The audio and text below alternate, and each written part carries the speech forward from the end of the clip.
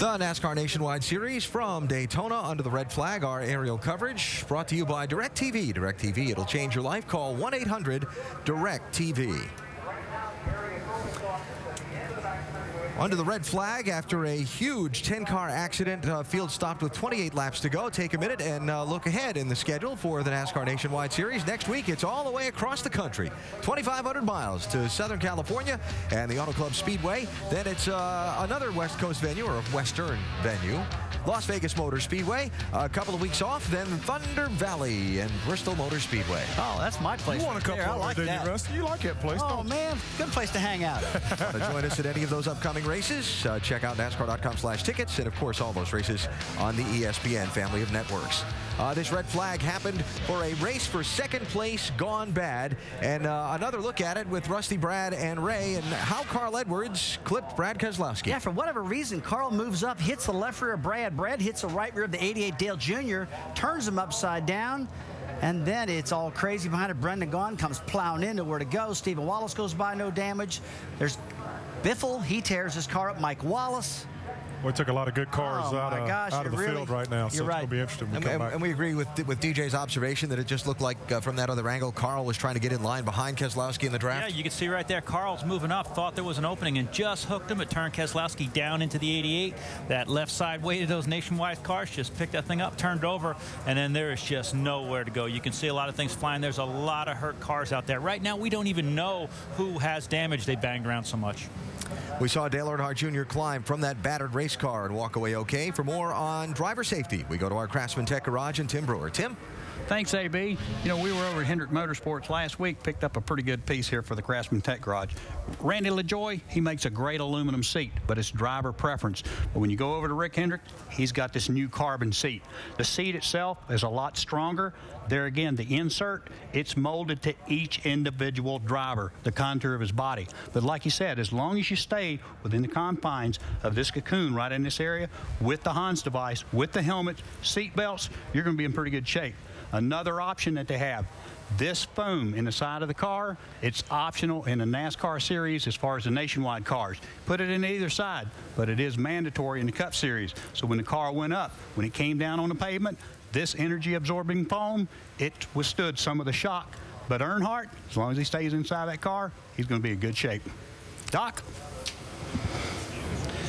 Well, Dale Earnhardt Jr. walking out of the care center, I saw you smile, so I know you're okay. What all happened out there? I don't know. I got turned in the right rear quarter panel. I guess a couple guys just got together and it hooked somebody into me. And when my car rolled to the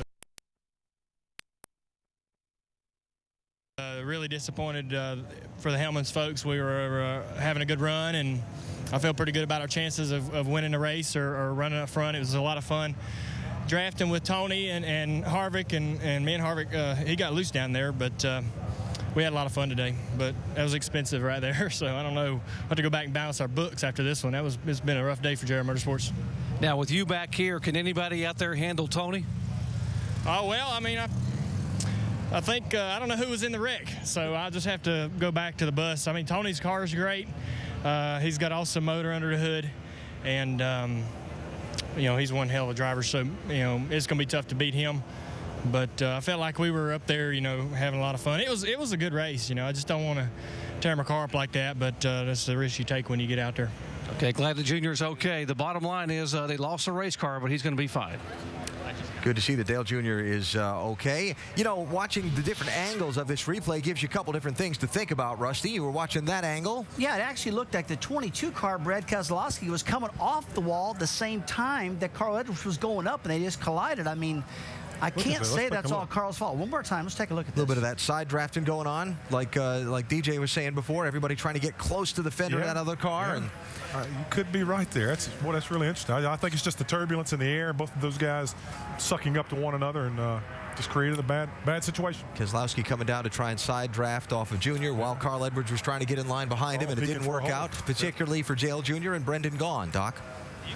Well, Brendan climbed out, and now he and Joe Nemechek talking over what they saw. Let me ask you first, Brendan, what did you see out there? No, I mean, I was sitting in the top 10. Our Toyota was running great. I mean, everything was looking good for us, right where you want to be, and that's the nature of Daytona. You know, even when you're up front, dangerous things happen. I saw Junior get turned in the middle. Like, I just saw him come in the middle of the 2 lines, and when I saw him turn sideways, I started to see the undercarriage, and knowing where I was sitting, I went, oh, I'm screwed. Toyota's coming back in a heap. So I feel bad. I mean, this is our first race with the Camry, and it was everything I expected and more. Joe, how about you? I was back behind that. I saw Junior flipping up in the air, and I thought I saw another car up in there, but I mean, there was nowhere for me to go. We're nursing a car, missing a half a right front fender, so I got to stay behind somebody to keep up. And next thing you know, whatever hit me caught the front of the hood, and it's the first time I ever had a carburetor knocked off my car. I just want to say thank you to all the guys at DAB Constructors out there for their support in the Nationwide car and on the Cup car, and we're going to have a good day tomorrow. And that's the best news. These guys can walk away and race tomorrow.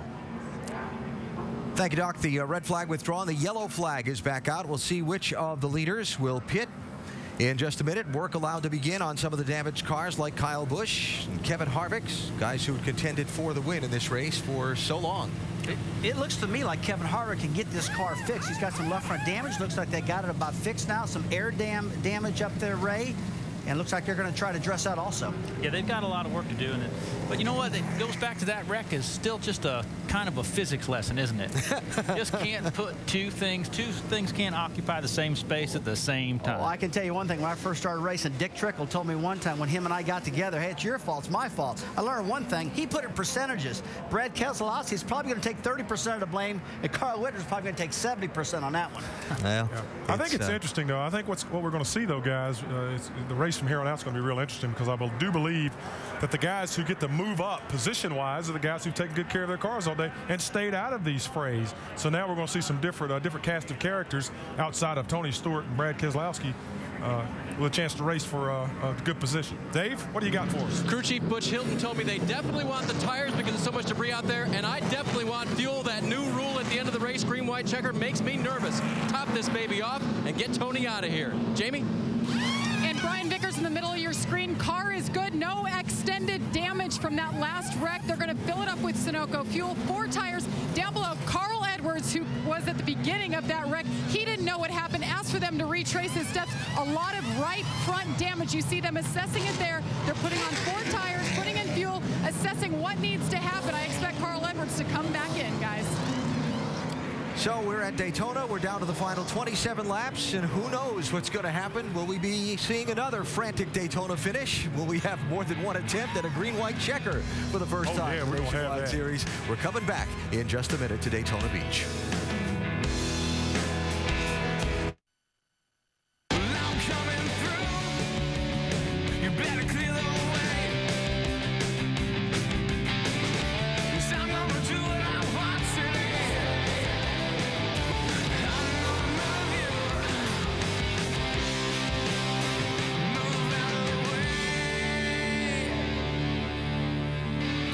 Get ready for the final 25 laps of today's NASCAR Nationwide Series race here at Daytona. When the race is done, stay tuned here on ESPN2. It's our Sports Center at Daytona 500 preview. The defending champ of the 500, Matt Kenseth, joins us. We'll get reports from the garage on today's final practice. How will Jeff Gordon fare in the backup car? What does his team have to say? That and plenty more on our Sports Center at Daytona 500 preview right after the race finishes here on ESPN2. Marty, take us to the checkers.